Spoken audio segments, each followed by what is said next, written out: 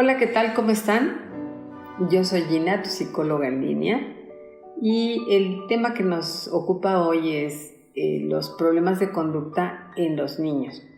¿Cómo nos damos cuenta que un niño tiene problema de conducta? A veces cuando están en casa muy pequeñitos los ven muy inquietos, pero los papás no alcanzan a determinar si eso es un conflicto o no, porque pues regularmente los niños son inquietos. Pero cuando llegan al nivel escolar, desde preescolar, es cuando las maestras y las personas que se encargan de ellos ahí, pues se dan cuenta que los niños son mucho más inquietos o presentan otro tipo de conductas que alteran a los demás. Entonces llaman a los papás, les dan la información y los papás, para empezar, pues se ven desorientados, se ven muy preocupados y no saben qué hacer. Y luego viene una búsqueda de opiniones y de consultas que también los ponen nerviosos.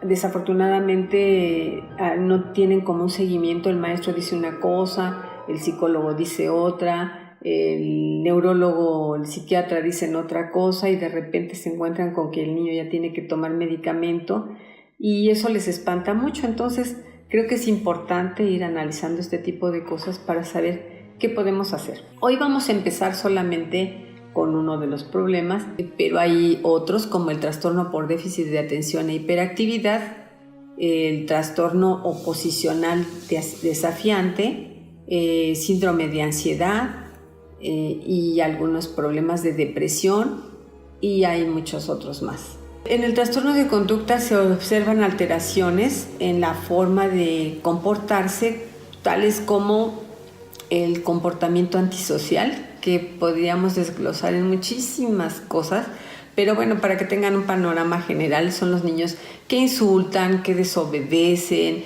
que no tienen respeto por los demás, que no respetan las normas y las reglas de la escuela y de la casa tampoco, mienten, y ya en situaciones más graves pues pueden presentar algunos actos como robos. Y esto puede estar acompañado también, todo este tipo de cosas, con una conducta impulsiva y desafiante, ¿no? Son los niños que desafían a los padres, a los maestros. Pero fíjense que aquí la situación es que todo el mundo los ve como victimarios, pero en realidad creo que habría que tomarse el tiempo de ponerse en los zapatos de los niños y ver qué es lo que les está pasando a ellos, porque también ellos están pasando situaciones muy complicadas. Frecuentemente los maestros y los padres ya no son tolerantes a las actitudes, a las conductas, al mal comportamiento que tienen los niños, y entonces frecuentemente son niños que están castigados, que los demás compañeritos de la escuela ya los empiezan a segregar, ya no quieren juntarse con ellos, son niños rechazados, se les etiqueta como este es el niño malo, y entonces muchas veces eso hace que el niño ya él siente que es un niño malo y entonces siempre va a actuar de esa manera. Entonces muy importante que tenemos que ir buscando la forma de irle quitando esa etiqueta y de irle haciendo entender que no es malo y que es un niño que puede disfrutar de estar con los demás sin tener que estar agrediéndolos. Tienen baja autoestima, aparentemente los niños se ven como muy fuertes y de un gran temperamento, sin embargo su autoestima puede ser bajita, precisamente porque saben que son castigados frecuentemente o porque ellos se culpan a sí mismos de todo lo que sucede. Y otra cosa que también presentan es una baja tolerancia a la frustración. Hay muchas causas para este tipo de problemas, pero las más comunes, lo que hemos observado como más frecuentemente, son los trastornos en la dinámica familiar. Entonces aquí tenemos muchos detalles. Por ejemplo, hay falta de atención por parte de los padres, y a veces no es porque los padres quieran, es porque están trabajando o a veces son porque tienen a una persona enferma, entonces la tienen que atender, o por alguna otra circunstancia.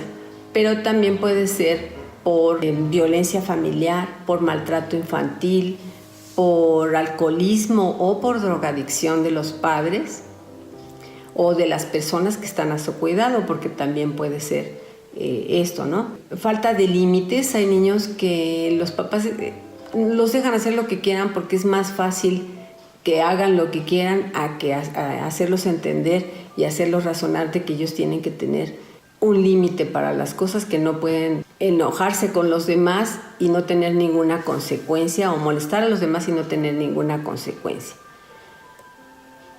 Pero aquí la alerta que yo les quiero hacer es, bueno, esto es con respecto a este tipo de trastorno, pero pueden existir otras cosas que la hablaremos en otros videos, pero ya no es trastorno de conducta, sino que son otro tipo de problemas que pueden ser neurológicos. Entonces, por eso es importante cuando psicólogos, cuando ya hacen una evaluación, entonces deciden que pudiera ser o sospechan que pudiera ser alguna otra cosa y lo mandan con un neurólogo para que el neurólogo haga una evaluación más fina y él pueda decir si el niño necesita o no necesita otro tipo de tratamientos.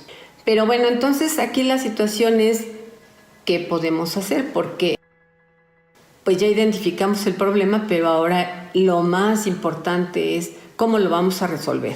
No hay que buscar culpables, porque aun cuando dijera, bueno, a lo mejor la señora está culpando al señor por su alcoholismo, no es buscar el culpable, sino lo que hay que buscar son soluciones. Lo primero es que hay que identificar qué de la dinámica familiar tiene tan molesto al niño. Eso es una situación importante que tienen que analizar y reflexionar. Luego, la otra cosa es que si el niño requiere una atención psicológica o especializada de algún otro tipo, pues hay que darla. Y por otra parte, si nosotros ya vimos que dentro de la dinámica familiar está muy alterada y que sí está ocasionando este tipo de problemas, bueno, pues es necesario llevar una terapia familiar que pueda permitirles abrir los canales y solucionar los problemas. Otra de las recomendaciones que yo les hago es que hay que buscar mejorar en la comunicación con los niños, porque precisamente por lo que les decía, ya ellos ya se sienten rechazados, es muy complicado poder establecer otra vez la comunicación, pero es importante intentarlo. Hay que escucharlos, hay que atender a sus necesidades, hay que comprenderlos y hay que apoyarlos. Pero obviamente también hay que ponerles límites, hay que poner una serie de normas y reglas que ellos tienen que respetar. Y por otro lado también tenemos que hacerlos entender que si ellos están haciendo un daño a otra persona o están rompiendo algún objeto, bueno, ellos se tienen que hacer responsables para reparar el daño que están causando. Y por último, bueno, yo les sugiero que los lleven a alguna actividad extraescolar, porque siempre la música, el deporte o alguna otra actividad que ellos quieran hacer les va a beneficiar, les va a hacer sentir personas útiles y van a empezar a descubrir que tienen muchas más capacidades. Y eso es una manera también de irles quitando esa etiqueta del niño malo. Bueno, pues por hoy eso es todo. Les agradezco mucho su atención. No dejen de suscribirse para que puedan tener información cuando lleguen los otros videos que están relacionados con este tema. Muchísimas gracias. Hasta luego.